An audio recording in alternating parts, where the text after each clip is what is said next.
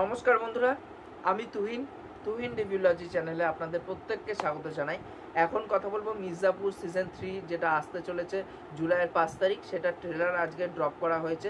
তা কেমন কি লেগেছে এই ট্রেলারটি, তা আজকে আপনাদের সাথে মূলত সেটাই আলোচনা করবো। তা নিচে ডেসক্রিপশন বক্সে আমার ইনস্টাগ্রামে লিঙ্ক দিয়ে রাখবো, ওখানে চাইলে আমাকে ফলো করতে পারেন। আমি কিন্তু ছোটো ছোটো আপডেট দিয়ে থাকি, আর তার থেকেও বড় কথা আমার স্ক্রিনে দেখতে পাচ্ছেন আমার ইনস্টাগ্রাম আইডির নাম, ওখানটা কিন্তু চাইলে ফলো করতে পারেন। তা কেমন লাগলো এই ট্রেলারটা আজকে আলোচনা করা যাক। তা দেখুন, এই ট্রেলারটা এক কথা বলতে গেলে আমার দুর্দান্ত লেগেছে, এবং মির্জাপুরের ফ্যান কেউ নেই সেটা কেউ বলতে পারবে না, সবাই কিন্তু মির্জাপুরেরই ফ্যান। আমি পার্সোনালি যখন সিজন 1টা বেরিয়েছিল মির্জাপুরে, তখন কিন্তু আমি অত ওয়েব সিরিজ দেখতাম না, আমি সিনেমাই দেখতাম মূলত। কারণ ওয়েব সিরিজ ফরম্যাটটা তখন নতুন নতুন ঢুকছে, ওটিটি মানে এতগুলো ওটিটি আসছে আমাদের ইন্ডিয়াতে। এবার সেই জায়গায় দাঁড়িয়ে ওটিটিতে যে এরকম সিরিজ বানায় সেগুলোকে কনজিউম করতে হবে, সেগুলো আমার মধ্যে ছিল না। বাট আমার পাড়ার একটা বন্ধু, সে আমাকে সাজেস্ট করে যে এই সিরিজটা দেখ, এই সিরিজটা খুবই সুন্দর হয়েছে। আমি তার আগে একটা দুটো সিরিজ দেখেছি, যে খুব যে বেশি রেগুলারলি ফলো করতাম সিরিজ সেটা না। বাট পরবর্তীকালে যখন মির্জাপুর দেখেছি, তারপর আরও কিছু কাজ দেখেছি, এখন তো পুরোপুরিভাবে ওয়েব সিরিজ তো দেখি, ভালো লাগে। এবার সেই জায়গায় দাঁড়িয়ে সে যখন আমাকে রেকমেন্ড করেছিল, আমি কি দেখেছিলাম এই সিরিজটা, দেখে এক কথায় ফ্যান হয়ে গেছিলাম। এবার সেই জায়গায় দাঁড়িয়ে কিন্তু এই যে ভাইবসটা মির্জাপুরের, সেইটা কিন্তু থ্রু আউট এই জায়গায় কিন্তু মেনটেন করে রেখেছে।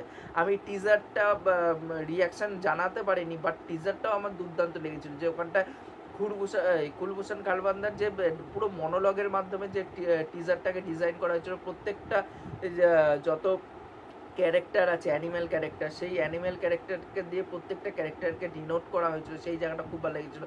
একদম লাস্টে গিয়ে কালীন ভাইয়াকে যেখানটা এন্ট্রি করানো হয়েছে, তাকে বলা হয় জাখমি শের। সে জাখমি শের যখন 2 পা পিছনে নিয়ে নেয় এবং 4 পা তখন কিন্তু আগে নেওয়ার জন্য সে প্রস্তুতি নেয়, সেই যে ব্যাপারটা, এবং তার মতন খুঙ্খার জিনিসটা কিন্তু তখন আর খুঙ্খার মানে পশু আর কেউ হয় না। সেই যে জিনিসগুলো মনোলগের মাধ্যমে স্ট্যাবলিশ করা হয়েছিল টিজারের মাধ্যমে, সেটা কিন্তু দেখতে খুবই ভালো লাগছিল। এখানটাও কিন্তু আমরা সেটাই দেখতে পাচ্ছি, ট্রেলারটার মধ্যে প্রত্যেকটা ক্যারেক্টারকে খুব সুন্দর করে জায়গা দেওয়া হয়েছে। বিশেষ করে এখানটায় গুড্ডু ভাইয়াকে জায়গা দেওয়া হয়েছে। গুড্ডু ভাইয়া খুব দুর্দান্ত, এবং গুড্ডু ভাইয়া বলছে যে মাজা আড়ায় জেলের মধ্যে থেকে, মানে সে হচ্ছে এখন মানে অ্যাকচুয়ালিতে প্রথম সিজনটা যদি দেখি, সে মোট কথা একটা বাহুবালী টাইপের হতে চেয়েছিল। বাট যখন তার মানে হবু বউ বা ভাই মারা যাবে, ওই মুন্না ভাইয়া গুলি করে মেরে দেবে, তখন তার মধ্যে একটা রিভেঞ্জের ব্যাপার কিন্তু চলে এসেছিলো। বাট এখন কিন্তু তার ওই রিভেঞ্জ ব্যাপারের থেকেও বড় কথা হচ্ছে তার কাছে একটা লোভ, পাওয়ারের যে লোভ, সেই জিনিসটা, এবং এই খুন খারাপি দেখে তার যে মনের মধ্যে যে এই উত্তেজনাটা, এই আনন্দ পাওয়াটা, স্যাটিসফ্যাকশন পাওয়াটা, সেটাই কিন্তু এখানটা আমরা দেখতে চলেছি। যে সে এখন মানে ক্ষমতার জন্য কি করতে পারে, কারণ তার বদলা কিন্তু নিয়ে নিচ্ছে। সে কিন্তু জানে না যে কালীন ভাইয়া আদৌ বেঁচে আছে কি বেঁচে নেই। এবার সেই জায়গার থেকে দাঁড়িয়ে কিন্তু, কারণ আমরা দেখেছিলাম যে কালীন ভাইয়াকে গুলি করে মেরে দিয়েছিল, বাট আঞ্জুম শর্মা সে বাঁচিয়ে নিয়ে চলে গেছিলো ওকে, পঙ্কজ ত্রিপাঠীকে। এবার সেই জায়গায় দেখা যাক কি হয়। আর তার থেকেও বড় কথা হচ্ছে এই দেখুন, এই 3rd সিজনে এসে আমরা দিব্যেন্দু শর্মাকে দেখতে পারবো না, মানে মুন্না ভাইয়াকে আর দেখতে পারবো না। দিব্যেন্দু শর্মা একটা রিসেন্ট ইন্টারভিউতে সে জানিয়েছে যে সে আর এই সিজন 3 এর পার্ট নয়।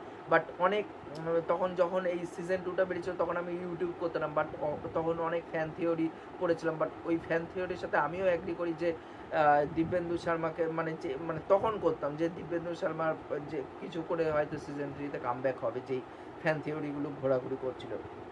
এবার সেই জায়গায় দাঁড়িয়ে সে পার্ট নয়, সেটা একটা দুঃখজনক ব্যাপার। বাট এমন মানে এটা সিরিজের স্বার্থে করতেই হবে, তার একটাই কারণ, সিরিজের মধ্যে যদি প্রত্যেকটা ক্যারেক্টারকে বাঁচিয়েই রেখে দাও, তাহলে কি হয়, তো সিরিজটা আর আগে বেরাবে না, কোনো ডেভেলপমেন্ট হবে না, একই জায়গায় পড়ে থাকবে। এবার সেই জায়গায় দাঁড়িয়ে হয়তো কোনো প্রিয় ক্যারেক্টার হয়তো এই সিজনেও মারা যেতে পারে। অপরদিকে আমরা বিজয় বর্মাকে দেখতে পাচ্ছি, বিজয় বর্মা এবার সে এখন রিভেঞ্জের মোডে আছে।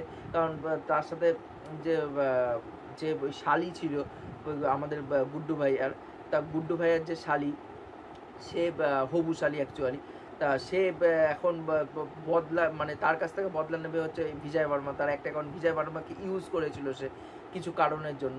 এবার সেই জায়গা থেকে এতগুলো যে ক্যারেক্টার, এতগুলো যে তাদের মোটিভ, এবং কালীন ভাইয়ার যে বউ আছে রাশিকা দুগ্গালেরও নিজস্ব মোটিভ আছে। তার একটাই কারণ, রাশিকা দুগ্গাল সে ক্যারেক্টারটা হচ্ছে খুবই ম্যানিপুলেটিভ একটা ক্যারেক্টার, মানে নিজের জন্য, নিজের কার্যসিদ্ধি আদায় করার জন্য একটা কাউকে না কাউকে বশ করে নিতে পারে নিজের মধ্যে, সেই জিনিসটা কিন্তু তার মধ্যে আছে। এবং এখানটা দেখতে পাচ্ছি গুড্ডু ভাই এবং কালীন ভাইয়ের বইয়ের মধ্যে একটা সম্পর্কও হবে, সেটা টিজার বলুন বা এটার মধ্যে কিন্তু আমরা দেখতে পেয়েছি।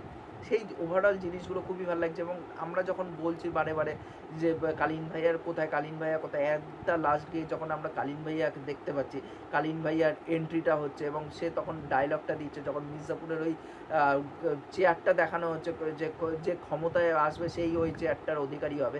এবার সেই জায়গায় দাঁড়িয়ে যখন সে চেয়ারটা ফোকাস আসছে এবং তখন কালীন ভাইয়া আসছে এবং কালীন ভাইয়া বলছে, বলে আমি আর আমার বাবা মিলে এখানে মানে অনুশাসন, এখানের যে নিয়ম শৃঙ্খলা সেগুলো আমরাই করেছিলাম, সেটাই আবার পুনরায় আনতে হবে, এর জন্য অনেক খুন খারাপই হবে।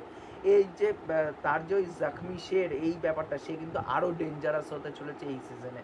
এবার দেখার বাদবে কী হয়। এতগুলো তো ক্যারেক্টার আছে এবং বিজয় বর্মারও একটা কনফিউশন আছে, কারণ তারা জুড়ুয়া ভাই ছিল। এবার বিজয় বর্মা একটা খুব নিরীহ প্রকৃতির ছিল, একটা খুব অশান্ত, মানে খুব মানে একটা মানে রাগী টাইপের, উড়নচণ্ডী টাইপের ছিল।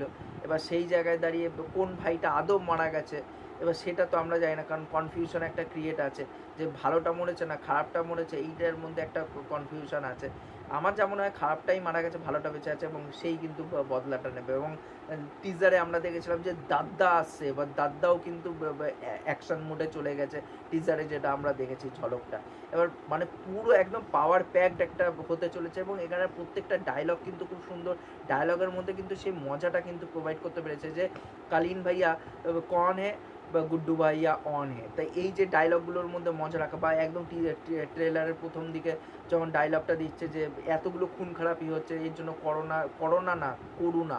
তা এই যে ডায়লগগুলো রেখেছে, ডায়লগের মধ্যে মজা, সেগুলোও কিন্তু খুব সুন্দর লাগছে। ওভারঅল ট্রেলারটা আমার খুবই দুর্দান্ত লেগেছে। আপনারা কমেন্ট করে জানাবেন যে আপনাদের এই ট্রেলারটি কেমন কী লেগেছে। আর আমার কিন্তু প্রত্যেকের কমেন্ট পড়তে খুবই ভালো লাগে, কারণ আমি কিন্তু প্রত্যেকের কমেন্ট পড়ি। আর চ্যানেলটা যদি সাবস্ক্রাইব করে দিয়ে যান তাহলে আরও বেশি ভালো লাগে, তাহলে মোটিভেশন পাই নতুন নতুন ভিডিও বানানোর জন্য। এখনকার মতন টাটা, বাই।